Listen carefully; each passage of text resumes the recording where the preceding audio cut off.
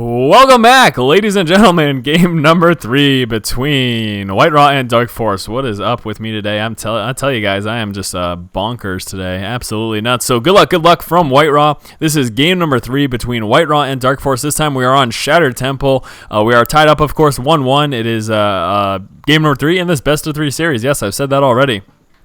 WhiteRa managing to lose last game. Unfortunately, he got his units caught out of position, and a big thing that happened as well was DarKFoRcE, besides with that Roach Hydra Corruptor composition, catching a relatively small force of WhiteRa out of position, he also hit the natural expansion of WhiteRa with a ton of Zerglings and then walked right into the main, and he just killed a crap ton of workers, and WhiteRa going to be going for another Forge Fast Expand. We saw him do this in the first game. It worked quite well for him.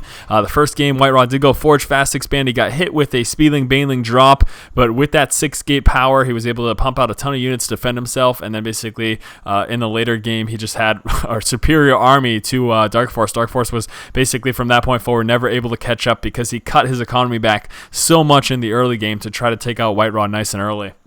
So WhiteRa, again, going to be trying to go for a repeat performance of game number 1 with that Forge Fast Expand. There's that pylon, the all-telling sign. He's going to be forming that wall pretty much right at this angle right now. I'm almost actually, I wonder if he's going to go Expo first. You either see Expo first at 15 or you see that Forge first with that cannon and then an Expo and then a gateway. So those are the two different options. Probe going to be moving right on in right now, and he is seeing, well, one base opening. DarKFoRcE has been doing this every game. Nice and safe Zerg opener. Also has a lot of options if you decide to cut back and try to play aggressive. That's an option for you as well. Overlord scouting the wrong position, going to be cutting across, and actually here we go, drones moving on down from DarKFoRcE. So right now DarKFoRcE is aware. He's fully aware of what's going on. He's seeing this attempted drop. Wow, almost got in the way of that. That would have been very frustrating for WhiteRa, and absolutely hilarious as an observer, though. So yeah, almost managed to delay that Expo there, but luckily for WhiteRa was able to get that down. No problem. There's that Forge. Gonna want to, again, get that cannon there, get that gateway, and then kind of work from there. Let's take a look over here for DarKFoRcE. This is the moment of truth. What is DarKFoRcE going to choose to do? WhiteRa has to be careful. This is much wider than the last one. The last one, WhiteRa was able to block off with 3 buildings. That is not the case here. WhiteRa, the Cybernex core is going to go right here. And then there's still going to be another space right here. So WhiteRa does need more than just those 3, which was the case on Terminus RE. That was awesome. All right, DarKFoRcE coming out with the metabolic boost right now for those Zerglings. There are those initial 4 Zerglings that he gets every single game to deny this probe harassment and to do some scouting. Actually checking the corners of his base now for any possible probes or any possible proxies or anything like that. And DarKFoRcE moving on down, there is an Expo. So DarKFoRcE just going to be going ahead and responding pretty normal. Going to be going just for his Expo himself. He's probably going to want to get up a third as well, unless he decides to play aggressive. We're just going to have to wait and see. Observer scouts moving on down on either side here for DarKFoRcE. Take a look in WhiteRa's base. He just, again, needs to complete that wall. So there's that third building. And like you can see, man, oh man, there's a lot of extra space there.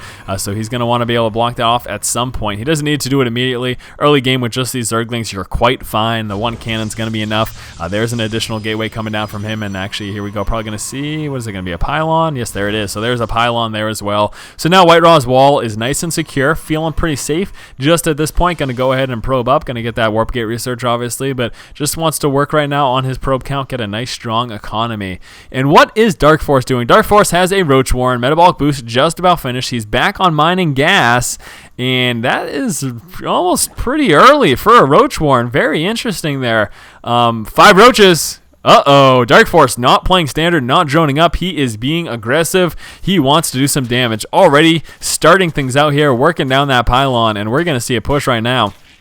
Obviously, there are some weak points here, and also this cannon's right on the edge, so those roaches would be able to target fire. Weak point is going to be right here. If he can knock down these 2 pylons, again, he's already working on this, and there's nothing WhiteRa can do about this. Just now getting a Stalker, that's going to shoo that away, but right now, here come those 5 roaches, 8 more Zerglings coming out right now, so we're seeing a 5-roach heavy Zergling Speedling, in fact, push, and this is a little dangerous. WhiteRa has a large area to cover. Stalker on the other side of the gateway, he is going to get caught out of position, most likely, with that Xel'Naga Tower. The Zergling should be able to swoop swoop on up, and there we go. Going to be dropping the Stalker, no problem. He has no chance of getting away. We've got 10 more Zerglings coming out, and I think I really like that circumvention of those roaches to try to deny that scouting as long as possible. And here we go. Zerglings going to continue to work on this. The cannon just barely in reach of these Zerglings on the side, but here come the roaches. Going to be target firing straight down that cannon. WhiteRa trying to come out with a few more cannons, get that warp gate research, chrono boosting on in. Does have a sentry coming through, but I don't know if it's going to be fast enough. Roaches dropping the cannon. Zerglings going to be getting this pylon. WhiteRa trying to come down with some additional pylons. He wants to try to keep up this wall if at all possible. Roaches going to be going straight for this forge. WhiteRa has not a whole lot he can do. He's just trying to basically get in a ton of cannons. There's that sentry. Nice force field just in time, but this gateway is in danger of being dropped. Zerglings making it straight on in. They're going to go right for the cannons. WhiteRa trying to move down with those workers to try to engage and keep those cannons up alive as long as possible. If he can save those cannons, I don't think he will be able to. Way too many forces here from DarKFoRcE, and DarKFoRcE taking out all of the cannons. And there is the GG. Also a good job there from WhiteRa. Very nice manners from that man.